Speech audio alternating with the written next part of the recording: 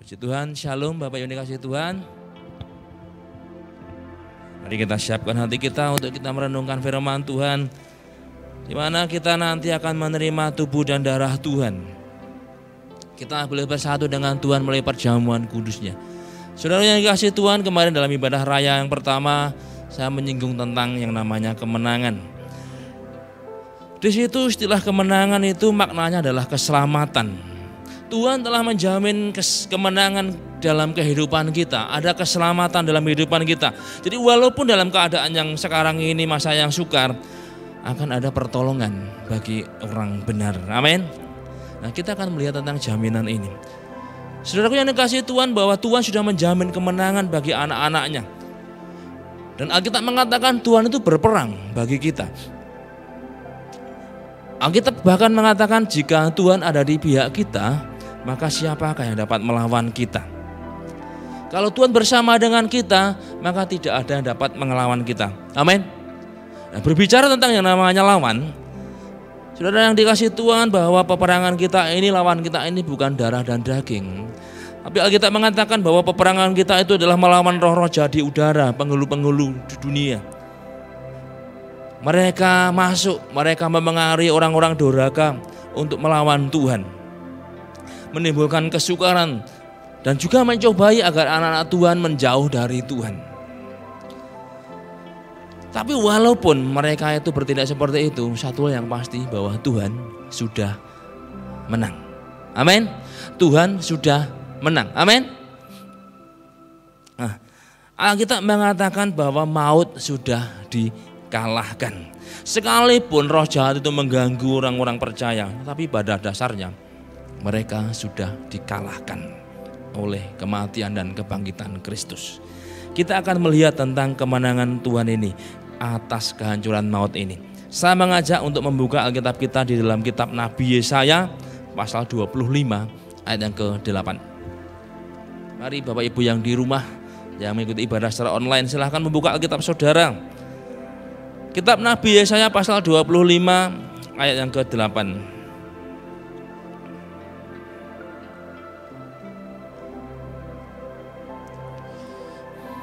Yesaya pasal 25 ayat ke-8, saya akan bacakan firman Tuhan. Demikian, Ia akan meniadakan maut untuk seterusnya, dan Tuhan Allah akan menghapuskan air mata daripada segala muka, dan aib umatnya akan dijauhkannya dari seluruh bumi, sebab Tuhan telah mengatakannya.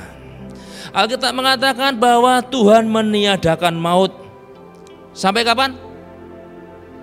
Halo? Sampai kapan saudara?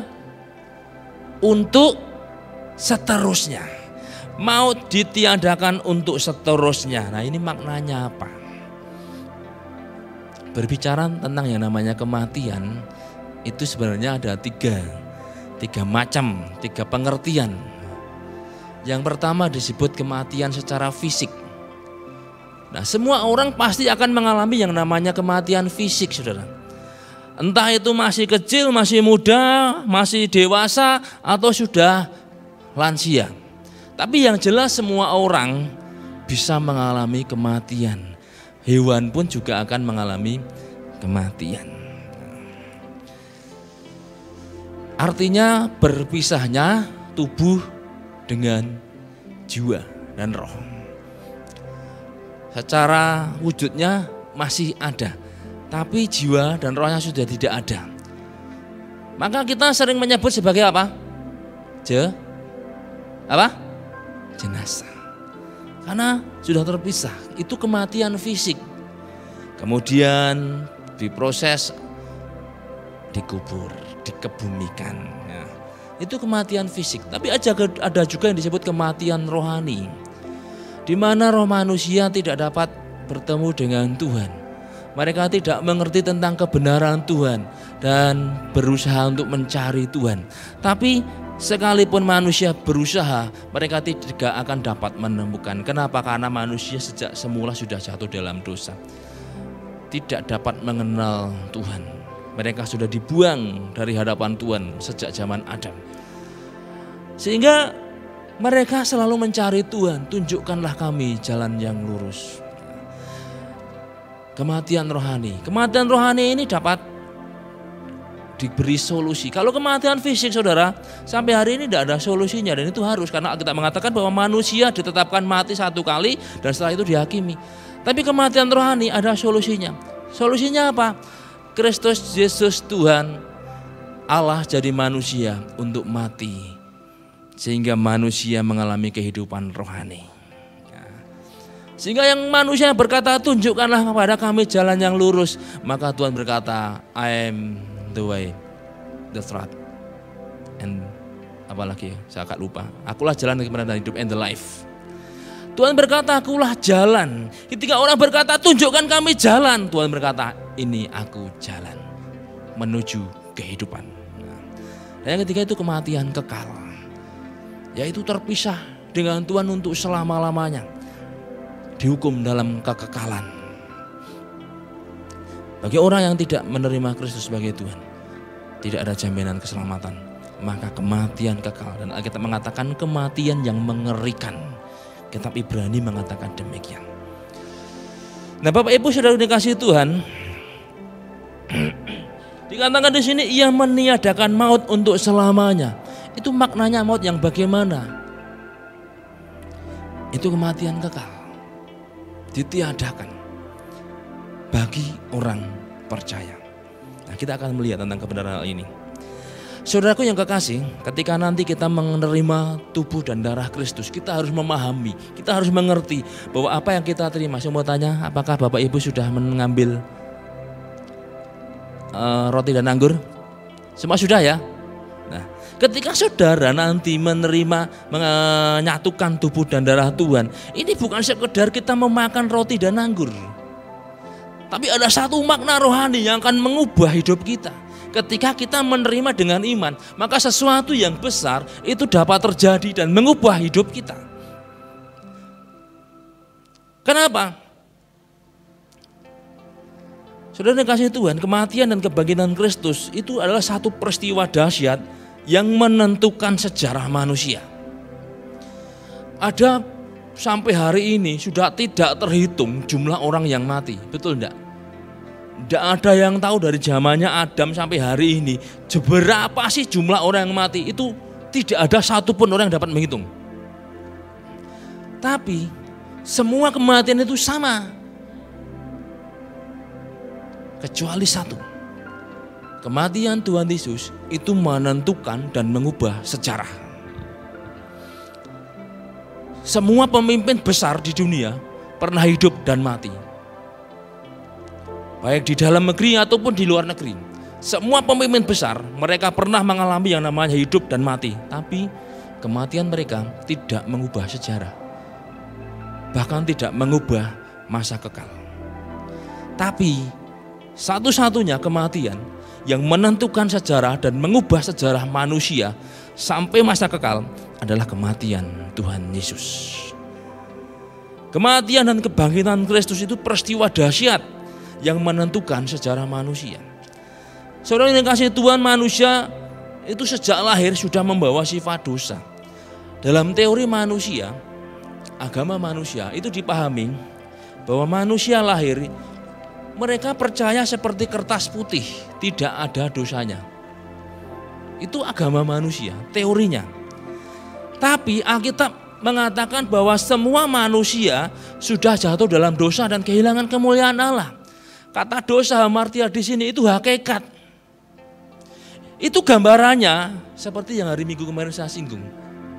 Gambarannya seperti begitu kita lahir di tempat ini, itu kita sudah menjadi warga negara Indonesia. Saya mau tanya di antara Bapak Ibu Saudara yang ada di ruang ibadah ini, siapa yang untuk mendapatkan kewarganegaraan Indonesia saudara pergi ke kantor imigrasi mendaftarkan diri? Ada enggak? Satu pun enggak ada. Saya juga enggak. Kenapa? Karena kita lahir dari orang tua di Indonesia, betul enggak? Untuk mendapatkan kewarganegaraan itu otomatis.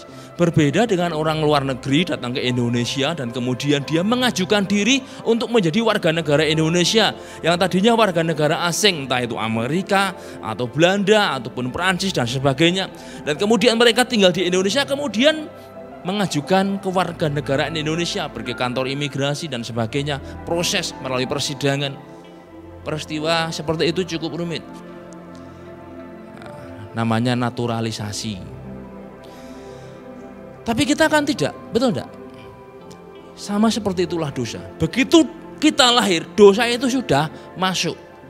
Dia tidak perlu mendaftarkan diri, tapi dosa itu sudah ada di dalam diri manusia sejak mulai Adam. Makanya saudara perhatikan, anak kecil tidak pernah kita ajar jahat, tapi dia bisa berbuat jahat. Sebab hakikat dosa itu sudah menurun kayak DNA. Jadi manusia yang sudah lahir sejak dosa membawa sifat dosa, oleh kematian Kristus itu dapat diubah 180 derajat. Dari kehidupan yang menuju kematian diubah menuju kehidupan yang kekal. Nah, itulah yang saya katakan, kematian yang satu-satunya berbeda dari semua kematian manusia adalah kematian Kristus. Sebab kematian Kristus itu dapat mengubah sejarah kita. Dari menuju kematian kekal, berbalik kepada kehidupan kekal. Nah, semua itu dikerjakan Tuhan di kayu salib. Ketika dia menderita, ketika dia mati, dan dia bangkit kembali. Salib yang oleh dunia dianggap sebagai kebodohan, tapi salib itu pada dasarnya adalah kemenangan besar. Jadi kalau kita dikatakan memberitakan salib, itu kita memberitakan kemenangan. Amin. Memberitakan satu perkara besar, pekerjaan yang dahsyat, yang mampu, yang sanggup mengubah semua manusia. Ketika saudara nanti menerima tubuh dan darah Kristus, menerima perjamuan Tuhan, saudara menyatukan, maka ingatlah bahwa saudara sedang menerima kemenangan besar. Amin. Dan kemenangan itu akan nyata dalam hidup saudara, dalam pekerjaan saudara, dalam kesehatan saudara. Nah, kita akan melihat, dikatakan di sini maut dikalahkan, Tuhan meniadakan maut untuk seterusnya. Loh, mungkin kita berpikir begini, lah Tuhan meniadakan maut kok dia mati di kayu salib 3 hari.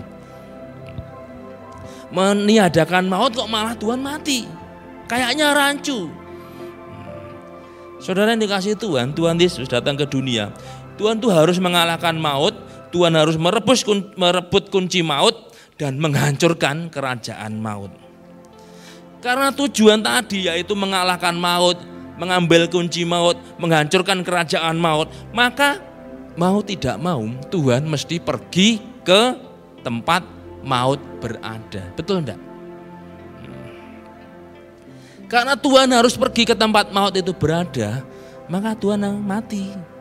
Dan itu terjadi di kayu salib.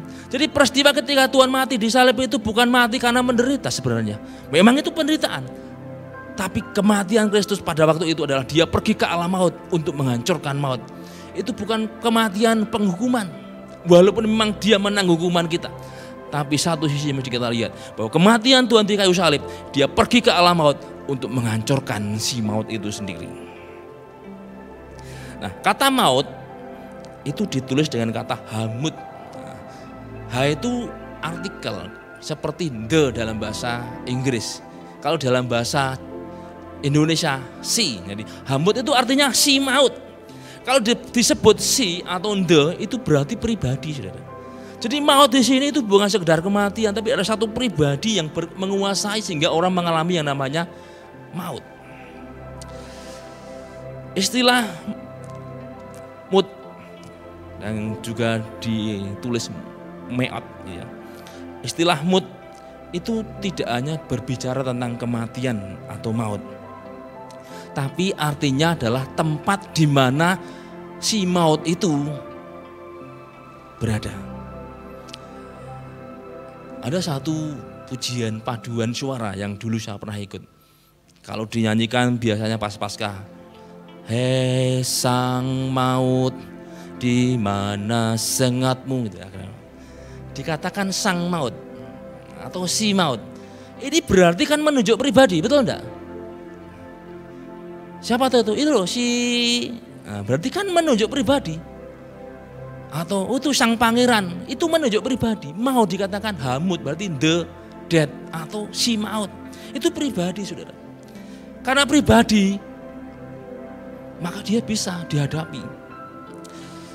Nah, kita akan melihat seperti apa yang dikatakan di sini. Maut atau maut di sini itu berbicara tentang tempat di mana si maut itu berada. Itu merujuk pada satu pribadi. Ketika membicarakan tempat si maut, maka itu adalah kerajaan maut. Karena maut itu berkuasa atau ada di dalam kerajaannya yang disebut dengan kerajaan maut. Nah, ketika Tuhan Yesus mati di kayu salib, hari itu Tuhan itu sedang pergi, dalam istilah itu disebut invasi. Tahu invasi? Invasi itu misalkan seperti ini. Ada satu kerajaan, kemudian di sebelah lain ada kerajaan. Nah, kerajaan ini kerajaan yang armada perangnya kuat. Kemudian kerajaan ini membawa tentaranya, pasukan berkuda, pasukan kereta kuda. Kemudian mereka pergi ke kerajaan yang lebih kecil tadi. Dan kemudian kerajaan yang kecil ini diserang. Nah, itu namanya invasi. Pada tahun 90-an ada yang namanya satu negara, Irak. Dia pergi ke negara Kuwait dan Kuwait diserang, itu invasi. Nah, kemudian memicu yang namanya Perang Teluk. Amerika dengan sekutunya datang dan kemudian terjadilah Irak dibombardir, dihancurkan. Nah, sampai hari ini angkatan perang Irak kemudian melemah. Di invasi itu datang dengan segala kekuatan dan menghancurkan, mengalahkan dari lawan. Nah, ketika Tuhan mati di kayu salib, itu sebenarnya Tuhan itu datang, dia invasi, Tuhan menginvasi kerajaan maut dan kemudian penguasa maut dan semua anteknya dikalahkan oleh Tuhan. Jadi salib itu bicara tentang kemenangan, saudara. Salib itu bicara di mana kehebatan Tuhan, superioritas Tuhan itu nampak ketika maut yang tidak dapat dikalahkan manusia, ketika maut yang jadi sumber kehancuran manusia, hari itu si maut dan kerajaannya dan semua sekutunya dihancurkan oleh Tuhan ketika Tuhan mati di kayu salib. Jadi itulah yang saya katakan, perbedaan kematian Kristus dengan kematian semua orang di dunia itu berbedanya di situ. Kenapa? Kalau kematian semua orang manusia karena mereka kena hukum maut. Tapi kematian Kristus adalah mengalahkan maut.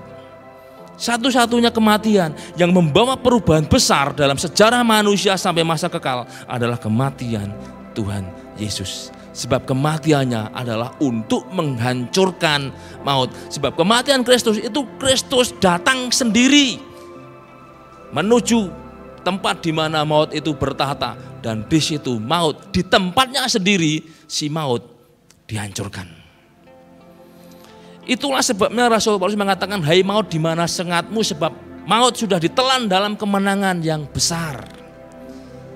Dan kemenangan itu terjadi ketika Tuhan mati dan bangkit. Ketika dia pergi ke alam maut, memang Tuhan harus mati. Kenapa? Dia pergi ke alam maut tentunya harus mati. Tapi di tempat maut itu, maut dan kerajaannya diporak-porandakan oleh Tuhan. Dan setelah kunci maut diambil Tuhan, maut tidak berkuasa lagi, Tuhan kembali. Dia hidup. Itu gambarannya ketika satu kerajaan, misalkan zaman dahulu ada negara yang besar namanya Majapahit. Ada Patih Gajah Mada. Gajah Mada datang dengan angkatan perang, pergi satu negara, negara itu dihancurkan. Saya mau tanya, ketika Gajah Mada pergi ke satu negara, satu kerajaan yang lain, Gajah Mada ada enggak di dunianya, di tempatnya di Majapahit? Enggak ada. Dan kemudian ketika dia menang perang, dia kembali lagi. Ketemu Prabu Hayam Wuruk, cerita kerajaan sana sudah hamba kalahkan Paduka. Itu sama seperti itu tuh. Tuhan Yesus ketika dia pergi ke alam maut, dia tidak ditemui di dunia. Karena dia ada di tempat lain, di maut. Untuk apa? Hancurkan si maut sampai tuntas. Dan kemudian setelah selesai, Tuhan pergi kembali. Maka dia hidup, dia bangkit pada hari yang ketiga. Itulah maknanya maut ditiadakan, maut dikalahkan. Jadi Tuhan itu menghancurkan maut di tempatnya maut itu sendiri. Diinvasi. Maka kita mari kita memandang bahwa kematian Kristus itu kemenangan bagi kita. Ketika saudara menerima tubuh dan darah Tuhan, saudara satukan dengan tubuh hidup saudara. Punyailah konsep saudara sedang menyatukan kemenangan. Amin. Supaya kemenangan Kristus itu akan nyata dalam hidup saudara. Supaya kemenangan Kristus itu akan nyata dalam pekerjaan saudara. Amin. Itulah yang namanya meniadakan maut, menghancurkan maut. Karena sebenarnya di situ ada kemenangan yang luar biasa. Nah, dikatakan di sini ia meniadakan maut. Yang didiakan tadi maut. Lah, meniadakan itu artinya apa? Di dalam bahasa aslinya kata meniadakan ini ditulis dengan kata behlah. Arti kata behlah itu pertama menelan. Menelan gimana tuh Pak? Apakah kemudian orang makan ditelan? Maksudnya bukan seperti itu. Kata menelan di sini itu punya makna menghancurkan sampai akar-akarnya. Contohnya seperti ini. Satu kali Musa menyuruh 12 orang pergi ke tanah Kanaan. Mereka kemudian diperintahkan, kamu intai tanah Kanaan. Wah, mereka pergi 12 orang ini mengintai tanah Kanaan. 2 orang diantaranya bernama Yosua dan Kaleb. Ya, masih ingat ya Pak Kaleb? Saudara tahu, ketika mereka kembali kepada Musa, mereka membawa anggur. Cara mereka membawa anggur gimana? Apakah dicangking? Saudara pergi ke swalayan, pergi anggur 1 tandan, paling dicangking gini ya. Tapi waktu itu mereka bukan dicangking, apa? Dipikul. Kenapa? Karena begitu suburnya sampai hasil pertanian itu melimpah sampai hari ini. Kalau saudara pergi ke Israel, saudara akan temukan hasil pertanian itu luar biasa. Kacang tanah itu bisa besar-besar. Nah, singkat cerita, ketika mereka kembali kepada Musa, 10 orang berkata, wah mereka ini bangsa yang kuat, kita tidak mungkin, kita seperti belalang, mereka seperti raksasa. 10 pemimpin berkata seperti itu. Mereka berkata kita tidak mungkin masuk tanah Kanaan. Kenapa? Karena mereka kuat. Di sana berdiam orang-orang enak. Anakim dalam bahasa Ibrani, enak. Anakim itu artinya raksasa-raksasa. Mereka ada banyak orang-orang yang tinggi besar perawakannya keturunan raksasa. Bahkan ada juga yang jarinya 6.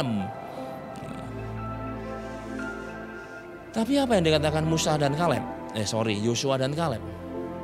Yosua dan Kaleb cuma bilang gini, tidak, kita akan masuk mereka ke tanah mereka, kita akan telan mereka habis-habis.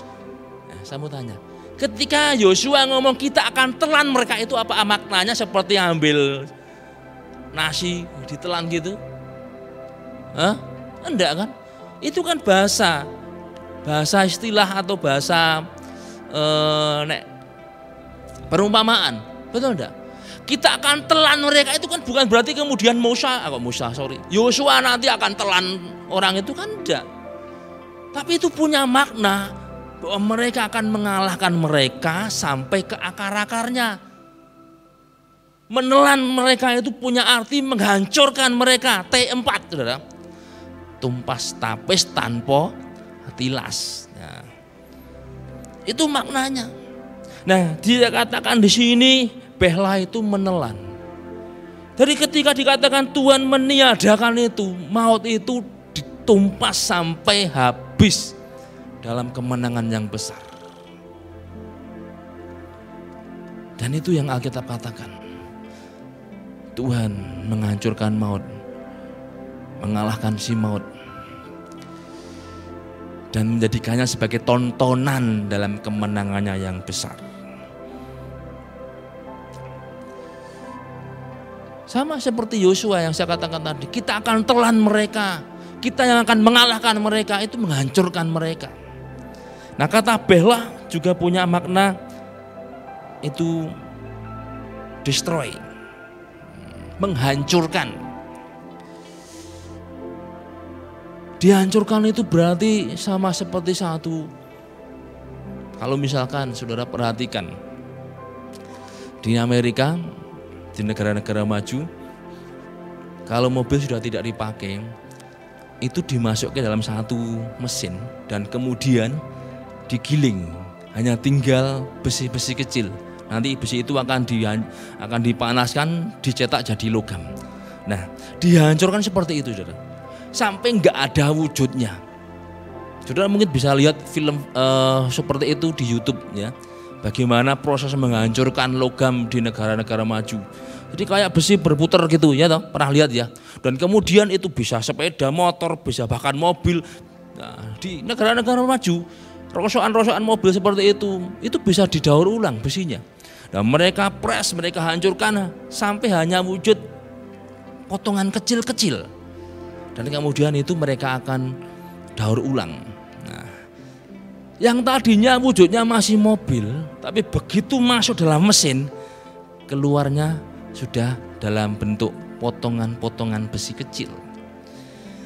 Dihancurkan itu seperti itu, saudara.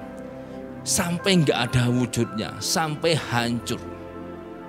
Nah, ketika dikatakan bahwa mau ditiadakan, Tuhan itu menghancurkan sampai tidak berbentuk, destroy. Iblis, penguasa si maut itu, dia hancur. Nah, itu sebenarnya sudah dinubuatkan. Di mana? Di kitab Kejadian. Ketika manusia jatuh dalam dosa dan kemudian Tuhan datang. Tuhan bertanya kepada Adam, Adam apa yang kamu lakukan? Adam berkata, dia yang kau berikan kepada aku. Kenapa? Kamu yang kau lakukan, hai perempuan? Hawa bilang, itu yang membujuk aku, ular. Apa yang kita katakan tentang ular? Keturunan wanita ini akan meremukkan apa? Kepalamu, meremuk. Dikatakan remuk. Dan engkau hanya sanggup menghancurkan apa? Tumitnya. Saudara tahu ketika Tuhan Yesus disalib, dalam tradisi salib pada masa itu ada satu penelitian dari tengkorak orang yang disalib namanya Yohanan. Itu yang dipaku bukan di sini, saudara. Bukan, tapi tumit ini.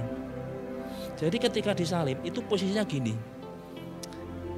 Ini dikasih kaki itu dikasih tapal untuk menginjak. Nah, dari samping paku dua-duanya. Jadi bukan ditekuk gini. Aslinya seperti itu. Itu yang dihancurkan apanya? Sini, tumit. Itu tepat seperti yang kita katakan. Tapi engkau hanya sanggup menghancurkan tumitnya, tapi dia akan menghancurkan kepalamu.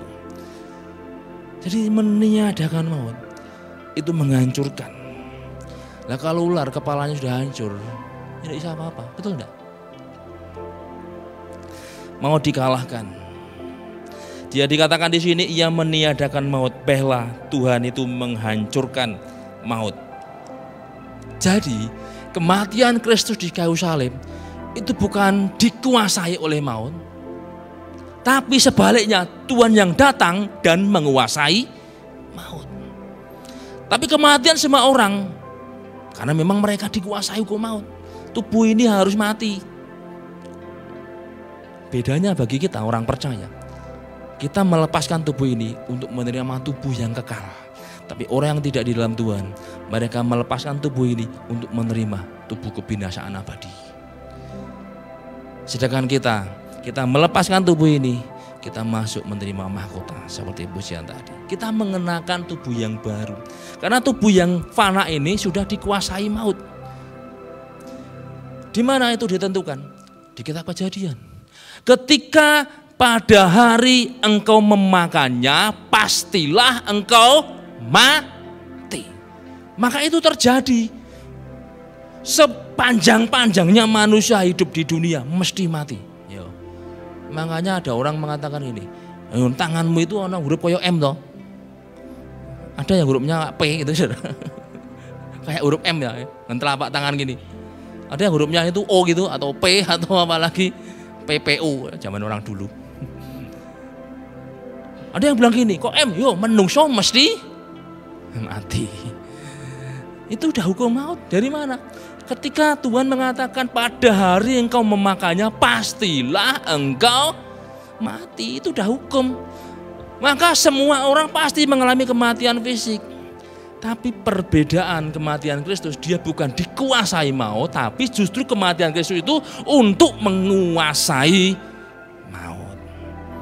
Nah, itulah yang saya katakan, bahwa kematian Kristus itu kematian yang berbeda dari seluruh manusia dari zaman Adam sampai hari ini. Sebab kematiannya bukan karena dikuasai maut, tapi justru untuk menunjukkan bahwa Tuhan Yesus berkuasa atas maut. Untuk menghancurkan maut itu sendiri. Nah, lalu apa yang terjadi bagi kita? Saudara dikasih Tuhan, kalau maut sudah dikalahkan, kuasa maut sudah dikalahkan melalui pengorbanan Kristus di kayu salib, kebangkitannya bagi kita, mesti ada dampaknya kan bagi kita orang percaya. Kalau tidak ada dampaknya, buat apa Tuhan Yesus mau mati dan kemudian pakai sendiri? Buat apa Tuhan mengalami penderitaan? Nah, kan ada satu tujuan yang Tuhan mau lakukan. Pertama, jelas keselamatan. Alkitab mengatakan barang siapa yang percaya tidak binasa melainkan beroleh hidup kekal. Percayalah. Kalau saudara percaya kepada Kristus, kepada Tuhan Yesus, menerima Tuhan sebagai Tuhan dan Juru Selamat, seperti yang Alkitab katakan, bahwa jika kita mengaku dengan mulut dan percaya dalam hati bahwa Yesus adalah Tuhan sedang bangkit dari kematian untuk memberikan hidup kekal, kita diselamatkan. Percayalah, ketika nanti waktunya tiba, saudara pasti diundang dalam perjamuan kawin anak domba. Karena syaratnya cuma satu, percaya. Roma 3 ayat 25. Kita dibenarkan dengan cuma. Tapi kalau kita percaya, maka dikatakan harus menunjukkan hasil percaya tadi, pembenaran tadi, yaitu dengan apa? Hidup benar, otomatis itu. Kenapa? Karena kita sudah dibenarkan, maka kita harus hidup benar. Hidup benar yang kita tunjukkan itu bukan supaya diselamatkan, tapi karena kita sudah diselamatkan. Kenapa kita mesti berbuat baik? Karena kita sudah dipulihkan, karena kita sudah diubah. Kita berbuat baik bukan supaya kita terdaftar dalam undangan. Itu tidak menyelamatkan, saudara. Nabi Yesaya mengatakan dengan jelas, segala kebaikan kesalahan kami untuk mendapatkan keselamatan seperti kain kotor. Tapi kita menunjukkan hidup perbuatan yang baik karena kita sudah dipulihkan. Itu yang harus kita pegang. Karena kita di dalam Kristus sudah dibarui. Alkitab menulis dalam kitab Efesus, dibarui dalam roh dan pikiran kita. Maka Rasul Paulus berkata kepada jemaat di Roma, berubahlah oleh pembaruan budimu. Kenapa kita harus berubah? Karena kita sudah diubah. Maka kita harus menunjukkan perubahan tadi. Jadi perubahan yang kita tunjukkan itu bukan supaya diselamatkan, tapi karena kita sudah diselamatkan. Percaya, saudara percaya pada Tuhan Yesus, yakini dengan iman, saudara pasti akan dibawa dalam kemuliaan Tuhan. Yang di mana Tuhan mengatakan, aku menyediakan tempat di rumah Bapakku, banyak tempat, supaya di mana aku berada, di situ pun kamu berada. Itu iman, saudara. Perbuatan baik kita tidak membantu. Semua itu karena iman. Lalu apa perbuatan baik itu gunanya? Perbuatan baik itu adalah hasil keselamatan. Nah, kalau kita tidak menunjukkan perbuatan yang benar, berarti belum berubah. Kita yakin di dalam Kristus kita diselamatkan. Amin. Maka mari kita tunjukkan hasil keselamatan yang Tuhan berikan tadi. Keselamatan itu seperti gerbong utama. Saudara naik kereta, nah ada gerbong yang paling depan, maka di belakangnya ada gerbong-gerbong lagi, ada gerbong makan, ya toh. Nah, kalau dikatakan gerbong yang utama, maka ada gerbong yang mengikuti. Keselamatan itu seperti buah sulung, maka ada yang mengikuti. Apa? Mari kita lihat di sini. Dikatakan firman Tuhan mengatakan begini, bahwa Tuhan akan menghapuskan air mata dan menjauhkan aib. Kata aib itu dalam bahasa aslinya ditulis dengan kata kherpah. Kata kherpah itu artinya cela. Cela itu bermakna ketidaklayaan. Di dalam peribadatan perjanjian lama, itu orang harus membawa korban. Kalau mereka tidak mempersembahkan korban, membawa kambing atau domba, nah domba kambing tadi harus diteliti oleh imam. Dalam konteks yang benar, imam itu akan meneliti. Wah, ini nggak boleh karena ada celah. Nggak boleh atau ada kecacatan. Hewan nggak boleh dipersembahkan. Suruh pulang bawa ke yang lain. Nah, ketika zaman perjanjian baru, praktek seperti itu kemudian jadi praktek ekonomi. Ada umat datang membawa kambing, wah dia pikir ini kambing yang baik, yang bagus, nanti diterima. Teko bait Allah, imamnya bilang gini, wah ini menurut peraturan tidak boleh. Lah gimana Pak Imam? Oh gini aja, ini saya ada kambing. Nah kamu pakai kambing ini persembahan, tombok tambah, ya tukar tambah. Berapa Pak? Oh 50 dinar misalnya seperti itu. Ya udah kambingnya ditaruh di sana. Dia kemudian persembahkan kambing yang disediakan imam tadi. Ya itu berarti 50 dinar. Nah, kalau itu kambing itu saya mau tanya, kalau mau ke buang air kecil itu pergi ke toilet enggak? Neng nggon apa neng toilet? Hah? Neng nggon. Sudah bisa bayangin. Zaman waktu itu bait Allah baunya mesti enggak bener. Betul enggak? Karena di situ ada kambing, ada domba, burung merpati, meja penukar uang. Lalu ada datang orang lagi membawa kambing, mau persembahan. Pak Imam yang sama tadi bilang, wah ini enggak boleh, ini ada celahnya. Lah gimana Pak? Lah ini saya ada kambing. Tapi kambingnya ini mau saudara ternyata. Lalu gimana Pak? Ini pakai ini aja, 50 dinar. Lagi orang jam itu 100 dinar. Praktek seperti itu terjadi, maka Tuhan Yesus marah, ambil cemeti dan kemudian dihancurkan, ditunggang balikkan meja-meja penukar uang. Dan Tuhan berkata, rumahku disebut rumah doa, kamu menjadikannya sarang penyamun. Tapi sebenarnya konteks yang benar dalam perjanjian lama waktu itu, ketika umat membawa kambing yang tidak layak atau bercela, maka harus dibawa pulang, nggak boleh. Tapi kemudian menjadi praktek ekonomis, ya. Tuhan menginginkan hidup kita tak bercacat celah. Itu seperti dalam bahasanya anomos. Itu seperti hewan yang akan dipersembahkan, layak. Sejak manusia jatuh dalam dosa, manusia itu menjadi tidak layak di hadapan Tuhan. Najis. Tidak layak karena tidak bersih, tidak suci. Dosa itu menyebabkan yang namanya manusia tercela, tidak bersih. Tapi kematian Kristus, darahnya menyucikan kita. Maka Tuhan Yesus berkata, inilah darahku yang menyucikan kamu. Ketidaklayaan kita itu disucikan oleh darah Tuhan Yesus.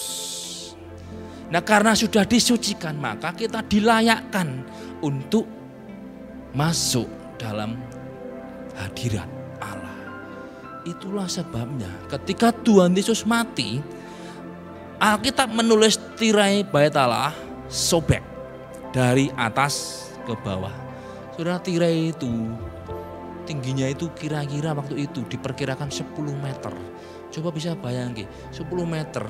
Dan kain itu dibuat dari kulit ikan lumba-lumba kalau tidak salah. Itu sangat tebal. Manusia itu tidak bisa menyobek itu. Hanya oleh tangan Allah Maha Tinggi saja tirai itu sobek. Jadi kematian Kristus itu adalah menyucikan, membuat manusia yang tadinya tidak layak, maka dia dapat layak menghadap Tuhan. Penulis surat Ibrani berkata kepada di dalam Alkitab, maka dikatakan kita beroleh keyakinan untuk masuk dalam tahta hadiratnya. Kenapa? Karena pintu sudah dibuka, dilayakkan. Yang kedua dikatakan juga dia menghapuskan air mata. Kata menghapuskan air mata ditulis dengan kata dimah.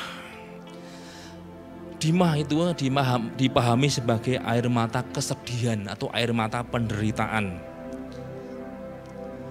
Ketika Tuhan mengutuk manusia, sebab manusia melanggar perintah Tuhan, Tuhan itu mengutuk manusia dengan berpeluh, dengan kelelahan kamu akan mencari rezekimu karena kamu terkutuklah bumi. Sampai bumi pun terkutuk karena dosa. Dan kepada perempuan dikutuk, kamu akan susah payah waktu melahirkan dan sebagainya. Saudara, sejak dosa berkuasa atas manusia, maka yang namanya air mata, penderitaan, kesedihan itu ada dalam hidup manusia. Tapi ketika Tuhan Yesus mati di kayu salib, maka dia meniadakan maut.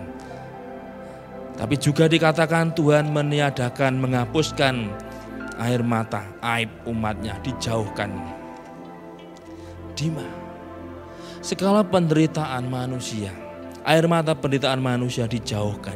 Melalui salib, Tuhan itu menjamin, Tuhan memberi berkat-Nya. Maka dikatakan, berkat Tuhanlah yang menjadikan kaya, susah payah tidak menambahinya. Kalau Tuhan tidak memberkati apa yang kita kerjakan, tidak akan menghasilkan. Sedang kasih Tuhan melalui salib, maka ada jaminan keselamatan di masa kekal. Tapi juga hari ini Tuhan menjamin bahwa apa yang kita kerjakan itu diberkati Tuhan. Tuhan juga menjamin kita dibukakan pintu untuk masuk dalam tahta hadirat Allah, sehingga kita boleh intim dengan Tuhan, untuk bertemu muka dengan Tuhan. Maka ini jelas satu masa yang berbeda bagi anak-anak Tuhan.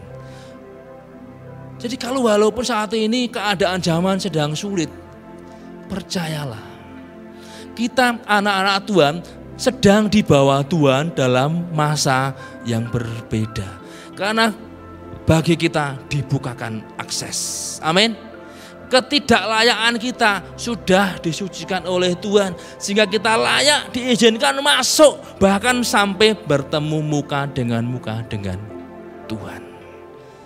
Dan juga kesedihan, air mata penderitaan dihapuskan oleh Tuhan. Itu jaminan bagi kita. Keadaan zaman memang sukar. Alkitab sudah mengatakan zaman akhir akan muncul masa yang sukar. Tapi kita akan mengalami masa yang berbeda. Amin. Kenapa? Salib Kristus yang akan mengubah, yang mampu mengubah segalanya. Ketika nanti kita bersatu dengan Tuhan dalam perjamuannya, percayalah saudara yang kasih Tuhan, bahwa kita akan mengalami masa yang dahsyat. Amin. Percayalah. Maka mari kita siapkan kita untuk menerima tubuh dan darah Kristus. Ketika kita menerima tubuh dan darah Tuhan, silakan pemusik menempatkan diri. Yakinilah kita akan mengalami masa yang luar biasa. Walaupun zaman yang susah, kita justru akan hidup dalam masa yang berbeda. Nah, puji Tuhan, Tuhan Yesus memberkati.